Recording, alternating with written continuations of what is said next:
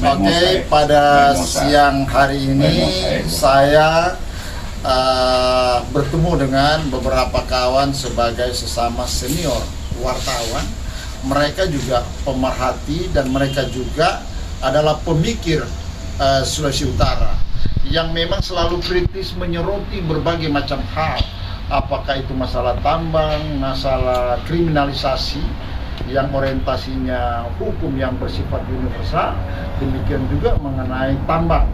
Nah, kebetulan di sebelah kanan saya bersama Bapak Arthur adalah preskom dari mejahijau.com dan TV-nya. Oke, selamat siang Pak Arthur. Ya, selamat siang Pak Ketua. Oke, Pak Arthur, terkait dengan keterlibatan Anda di dalam pendirian Meja Hijau sampai kemudian hari ini berkembang dengan perangkat baru atau produk baru TV Meja Hijau, apa yang kira-kira pandangan Bapak terkait dengan Meja Hijau itu mulai melangkah? Pertama-tama kehadirannya TV Meja Hijau untuk membantu bagi masyarakat Utara untuk memberikan dukungan agar ada masalah-masalah yang timbul di lapangan, tentunya bisa bekerja sama dengan TV Meja Hijau. Oke. Nah, terkait dengan kemudian bahwa ada misi TV Meja Hijau yang membangun, memberikan motivasi kepada masyarakat, baik dalam bentuk informasi termasuk berbagai respon atas instansi terkait karena dukungan, dorongan, informasi dari TV Meja Hijau ini. Nah, Bung Fani sebagai pemimpin redaksi dan adalah direktur yang juga lebih kenal dengan Memosa. Ini laki-laki memang cukup ganteng dan dia cukup garang. Tapi sebenarnya setelah kita lihat memang dia punya senyum yang lumayan menawan. Nah, selamat siang Bung Memosa. Selamat siang. Oke, Bung Memosa, terkait dengan kemudian bahwa tadi sudah dijelaskan oleh tentang misi bagaimana saling mendukung TV dan masyarakat dalam rangka membangun Sulawesi Utara. Anda tampil sebagai kritikus yang luar biasa, cukup dikenal sangat kritis oleh pemirsa tabloid maupun sekarang TV. Oke, bagaimana misi ke depan dengan lahirnya TV Meja Hijau?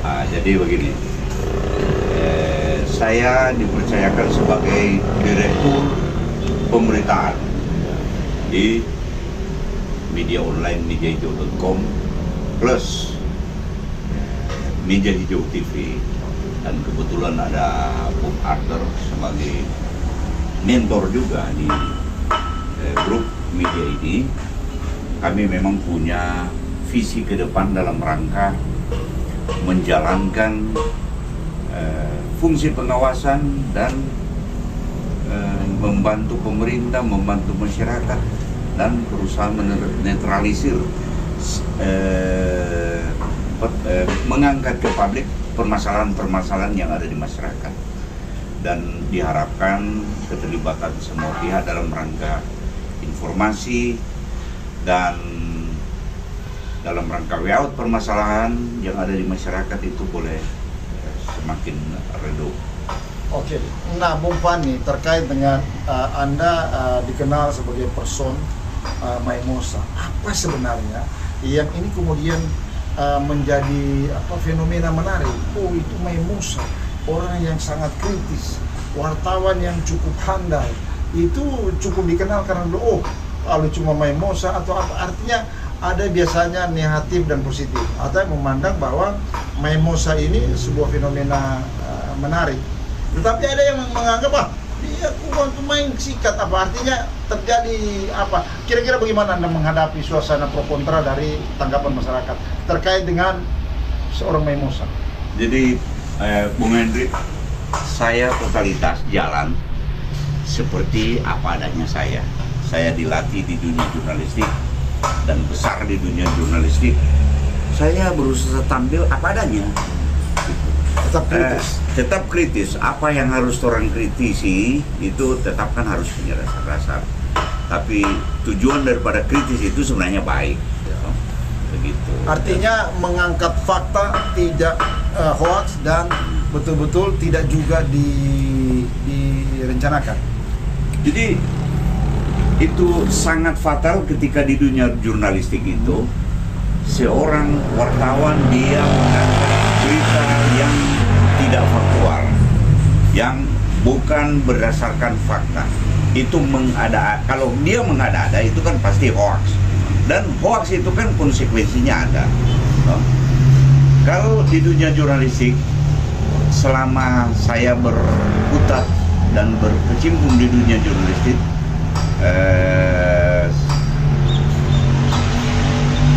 banyak sekali konsekuensi atau banyak sekali gugatan-gugatan yang ditujukan kepada saya pribadi, khususnya terkait dengan pemberitaan-pemberitaan yang saya sajikan. Tetapi karena memang berdasarkan fakta dan berdasarkan kenyataan yang ada di masyarakat, sehingga laporan yang sudah menggunung, laporan polisi ke saya yang sudah menggunung, sudah 2 map lebih begini, nggak bisa sampai saya ini, karena saya berusaha yang faktual, yang benar. Oke, terkait dengan fenomena kawan Anda mengatur yang ada yang kritik, ada yang mengangkat, kira-kira seperti apa pengalaman kerjasama terhadap pribadi ini selama menjadi wartawan dan selama bekerja bersama? Kira-kira apa pandangan Anda terkait Memosa? Kalau menurut saya sosok Memosa itu orangnya cukup jadi untuk mengambil keputusan di dalam pemberitaan. Kira-kira suka duka apa yang Anda alami? Misalnya mungkin satu waktu pernah terjerembet dalam satu situasi yang mana, ekonomi lah atau apa misalnya, atau misalnya juga karena dongeng so bawa ke sana kamari nyata oleh DP ini so berusaha. Apakah ada keluh kesah, suka duka yang Anda alami bersama terkait dengan peliputan tertentu? Kalau suka dan duka sebagai seorang jurnalis tentunya ada, tapi dengan semangat yang tinggi tentunya kita harus menghadapi semuanya tantangan yang terjadi di lapangan. Jadi tidak ada pantang mundur karena itu memang pilihan ya? Ya pasti. Oke. Bung Fani, Siap. terkait dengan adanya suka duka yang kalian pernah hadapi, ada tidak misalnya mungkin membuat Anda merasa harus mundur, atau misalnya ada berat gitu di dunia wartawan? Kira-kira ada pernah muncul pesimisme, tetapi Anda mungkin ada sesuatu, apa kira-kira, atau karena hobi atau lain sebagainya? Kira-kira bisa diceritakan? Ya. Jurnalistik bagi saya, dunia kewartawanan bagi saya itu merupakan hobi. Jadi ketika hobi ini kita tekuni dengan sungguh-sungguh, dia bisa memberikan income bagi kita. Dia bisa memberi nilai plus kepada kita. Kita banyak teman, kalangan bawah maupun kalangan atas. Kita bisa menjalin kerjasama dalam pertemanan. Jadi persoalan jaringan no problem. Karena kita di sana sini punya jaringan, punya teman, kepolisian, angkatan darat, politisi, di dewan, birokrasi, semua kita punya jaringan semua. Jadi itu karena faktor, itu keuntungan kita sebagai seorang wartawan. Oke, demikian bincang-bincang suka duka perjalanan dari media hijau.com yang kemudian lahir saat ini menjadi TV, dan tentunya ini merupakan motivasi baru mereka untuk bergerak ke depan, jauh lebih membuat warna-warni dunia informasi di Sulawesi Utara akan semakin lengkap. Saya kira barangkali itu harapan-harapan pemirsa. Nah, hari ini semoga hari bersejarah ini menjadi momentum yang berarti bagi kita senior-senior wartawan, sehingga kita harus bisa dianggap, jangan sampai kemudian dilecehkan oleh orang-orang yang mengaku jurnalis, mengaku wartawan, tetapi melakukan hal-hal yang tidak benar. Oke, demikian kami senior jurnalis di Sulawesi Utara membangun satu kerjasama. Semoga ini lahir bersama masyarakat Sulut, sehingga kemudian kepercayaan untuk memperoleh informasi betul-betul dapat memberikan kepuasan, nyaman, dan membanggakan bagi media informasi di Sulawesi Utara. Oke, salam meja hijau, salam TV Jejak 98. Yes.